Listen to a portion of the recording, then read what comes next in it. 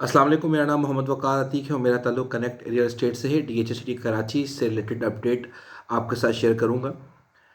बहुत से लोगों का ये एक सवाल कंटिन्यूसली आ रहा है कि महीने 2 महीने से डीएचएसटी कराची की मार्केट क्यों स्टेबल है और इसके रेट ऊपर क्यों नहीं जा रहे।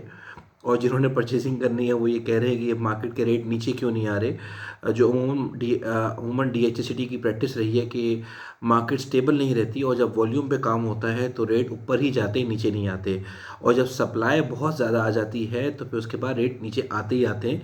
क्या वजह है कि 2 महीने से 90 से 94 लाख के दरमियान येलो जोन ट्रेड हो रहा है। इसी के साथ साथ रेड जोन तकरीबन 98-96 के आसपास ट्रेड हो रहा है 500 गज का। मैं सभी के रेट आपको बता देता हूँ ताकि आपको अंदाज़ा हो जाए कि कौन सी चीज़ किस रेट में तकरीबन आजकल चल रही है। इसी तरह से 14 B 3 500 गज की बात करूँगा। 5A 112 से 114 के दरमियान ट्रेड हो रहा है। 7A 1 करोड़ से 1 करोड़ 4 लाख के दरमियान। 6A 1 करोड़ से 1 करोड़ 4 लाख के दरमियान ट्रेड हो रहा है। इसी के साथ साथ रेड जोन 9AB 12AB 95 से 98 के दरमियान ट्रेड हो रहे हैं। 4C 76 से 77 के दरमियान 78 के दरमियान ट्रेड हो रहा है। 4B 74 से 76 के दरमियान ट्रेड हो रहा है। 4A 70 से 73 के दरमियान ट्रेड हो रहा है। 2ABC 82 से 88 के दरमियान ट्रेड हो रहे हैं। 2D 118 से 127 के दरमियान ट्रेड हो रहा है। 3A 125 से 150 के दरमियान ट्रेड हो रहा है। और 13D 82 से 87 के दरमियान ट्रेड हो रहा है। जबकि 13A 200 गज तकरीबन 52 से 55 के दरमियान। 13C 255 से 58 के दरमियान। 13B 57 से 60 लैक्स के दरमियान ट्रेड हो रहा है। 6D 58 से 62 लाख के दरमियान ट्रेड हो रहा है। 6D 368 से 72 लैक्स के दरमियान ट्रेड हो रहा है। इसी के साथ साथ अगर हम बात करें 4D की तो वो एक तकरीबन 98 से 1 करोड़ 5 लाख के दरमियान ट्रेड हो रहा है। और और अगर कोई सेक्टर 11E 243 से लेकर 45 के दरमियान 42 से लेकर 45 के दरमियान ट्रेड हो रहा है। 11E 353 से लेकर 57 के दरमियान। 13F 54 से 57 58 के दरमियान ट्रेड हो रहा है। ये वो सारे रेट्स हैं जिसके दरमियान तकरीबन 2 से 3 महीने हो गए कि रेट स्टेबल हैं और आगे 3 से 4 महीने भी स्टेबल ही रहेंगे। तकरीबन आज अगर मैं रेगुलर बेसिस पे बात करूं डीएचएसटी कराची की दफ्तर की तो तकरीबन 28 से 30 ट्रांसफ़र रेगुलर हो रहे हैं। रेगुलर 28 से 30 ट्रांसफ़र बहुत कम होते हैं डीएचएसटी की हिस्ट्री में। मेजॉरिटी 10 से 12 ट्रांसफ़र रोज 10 से 12 ट्रांसफ़र का होना ज़रूरी होता है।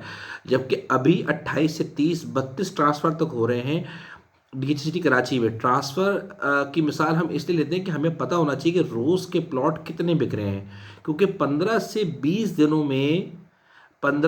20 दिनों की पेमेंट टाइम पे चीज़ें बिकती हैं और फिर उसी लिहाज से ट्रांसफ़र पे जाती हैं।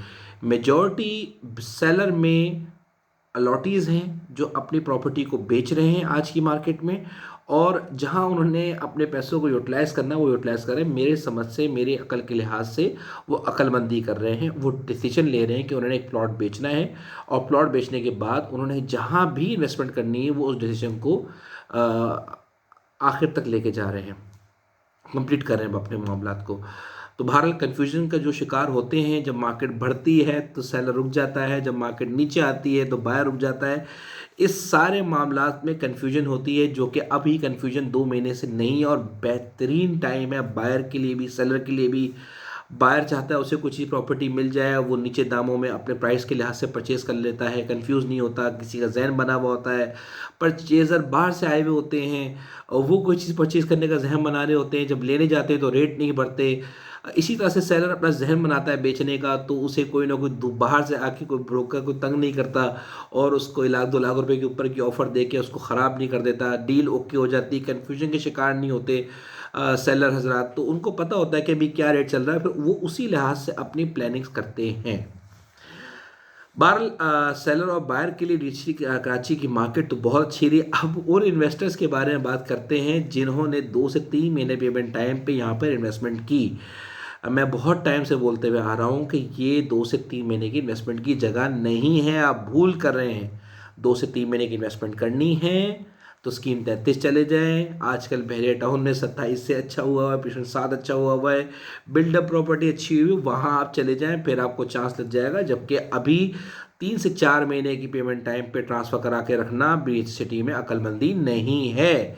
साल सवा साल के लिहाज से पेमेंट टाइम पे अगर कोई चीज़ आप परचेज़ करते हैं तो बेहतरीन है, आपको रिटर्न मिल जाएगा। उससे पहले एक्सपेक्ट करना बेवकूफ़ी है, अक्लमंदी नहीं है। ट्रेडिंग कर सकते हैं, डॉक्यूमेंट्स का पता है, अच्छा ब्रोकर आपके हाथ में है, स्कीम 33 चले जाइए, वहाँ ट्रेडिंग कर सकते हैं। यहाँ ट्रेडिंग का टाइम नहीं है, लेकर इन्वेस्टमेंट करने का टाइम है। लेकर रखकर आप भूल जाएँ।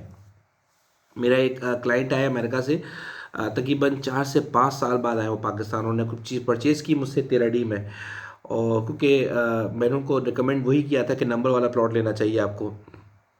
तो आज मेरी उनसे बात हुई, मैंने कहा सर अब वापस कब आ रहे हैं आप इंशाल्लाह ताला? तो कहते हैं 4 से 5 साल वकार, 4 से 5 साल से पहले तो मैं नहीं आने वाला। तो बताने का मकसद ये है कि वो लोग जो इन्वेस्टमेंट कर रहे हैं लॉन्ग टर्म के लिहाज से वो तो बेहतर है। अभी मेरे क्लाइंट, मेरे दोस्त के क्लाइंट हैं, उन्होंने DHA फेज़ 8 में 90/100 का 1000 का जोनी का प्लॉट बेचा है, और फिर उसके बाद 11 से 12 प्लॉट परचेज़ किए हैं DHA सिटी कराची में। तो ये अक्लमंदी कर रहे हैं लोग कि यहाँ DHA से निकल के यहाँ पे जूस नहीं है, और अब DHA सिटी कराची जा रहे हैं और वहाँ पे अपनी इन्वेस्टमेंट को अवेल करेंगे। 5-7 साल 8 साल वहाँ रख के भूल जाएंगे और फिर उसके बाद रिटर्न कमाएंगे। अक्लमंदी है, साल 2 साल के बारे में मत सोचिए। बहरिया टाउन के बारे में आप इन्वेस्टमेंट के बारे में नहीं सोच सकते। आज अगर कमर्शियल चल रहा है वहाँ पर, तो झटका लगा रहता है कि BTK पेशावर ना आ जाए, झटका लगा रहता है BTK 2 ना आ जाए, फिर कोई ना कोई झटका लगा रहता है कि यार कोई ना कोई नई स्कीम डाल देगा। तो वो झटके DHA सिटी में नहीं है बहरहाल। तो उसके लिहाज से लॉन्ग टर्म इन्वेस्टमेंट के लिहाज से एक अच्छी जगह है। वो इन्वेस्टर्स जो लॉन्ग टर्म रखना चाहते हैं उसके लिए बेहतरीन जगह है। ये झटका आपको नहीं लगा रहेगा कि DHA सिटी अगर गुजरांवाला आ भी जाता है तो हमें कोई टेंशन नहीं, पेशावर आ भी जाता है तो DHA सिटी को कोई फ़र्क नहीं पड़ता, DHA मुल्तान आ जाता है तो DHA को कोई फ़र्क नहीं पड़ता है, उसी तरह से चलते रहते हैं। DHA कोयटा आ जाता है तो भी कोई फ़र्क नहीं पड़ता, DHA वैसे ही चलता रहता है, हमें कोई फ़र्क नहीं पड़ता।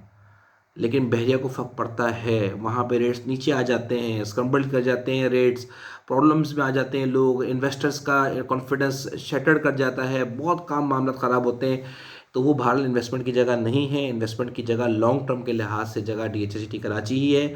आज भी मेरी चॉइस वही है। वो लोग जो अपनी प्रॉपर्टी को बेच के कहीं ना कहीं इस्तेमाल में लाना चाहते हैं, एक दो मेरे ऐसे क्लाइंट्स हैं जो ये समझ रहे थे कि उन्हें DHA सिटी कराची में कुछ बेच के फ्लैट परचेज़ करना है सिटी में, सिटी मतलब शहर में, तो फिर वो कंफ्यूज हो गए रेट बढ़ने के बाद, दोबारा वो रेट नहीं आ रहे।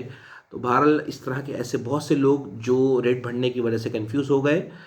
इरादा दोबारा बनाएं, अगर आपने कोई चीज़ बेचनी है तो बना लीजिए इरादा। रेट बढ़ने के चांसेस फ़िलहाल महीने 2 महीने तक नहीं है, 3 महीने तक नहीं है, रेट नहीं बढ़ेंगे, ये बात जहन में रख लीजिए। इसी तरह से जिन लोगों को पेमेंट्स की ज़रूरत है, पैसों की ज़रूरत है, किसी को पेमेंट करनी है, ये इस आसरे में ना रहें कि रेट्स बढ़ जाएंगे। वो आपने जो डिसीजन लेना है वो ले लीजिए।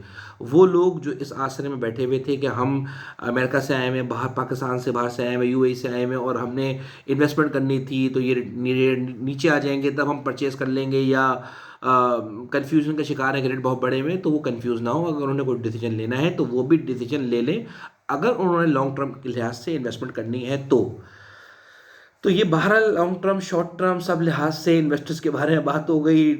सब DHA सिटी मुल्तान वगैरह आने के बाद क्या होता है वो सारी बातें मैंने आप लोगों के साथ कर ली हैं। रिलायबल कितना है DHA सिटी कराची ये भी मैंने आपके साथ डिस्कस कर लिया है। बहरहाल अगर मज़ीद कोई सवालात हों आपके लिहाज से, आज की मार्केट के रेट्स क्या चल रहे हैं, स्टेबल चल रहे हैं, वो भी मैंने आपको बता दी। रेट बढ़ने के चांसेस नहीं है, ये भी सारी बातें मैंने आपको बता दी हैं। बहरहाल मज़ीद कोई आपका सवाल हो तो मुझसे आप पूछ सकते हैं। मेंबरशिप रिलेटेड भी मैं वीडियो बना चुका हूँ। मैं बाहर ओवरसीज जो क्लाइंट रहते हैं उनकी मेंबरशिप कैसे हो उसकी भी वीडियो बना चुका हूँ, सब सारी चीज़ें। बहरहाल मज़ीद आप लोगों का कोई भी सवाल हो DHA सिटी कराची से रिलेटेड तो मैं मुझसे रब्ता कर सकते हैं। मोहम्मद वकार अतीक, करेक्ट रियल एस्टेट। जज़ाकल्लाह खैर, थैंक यू।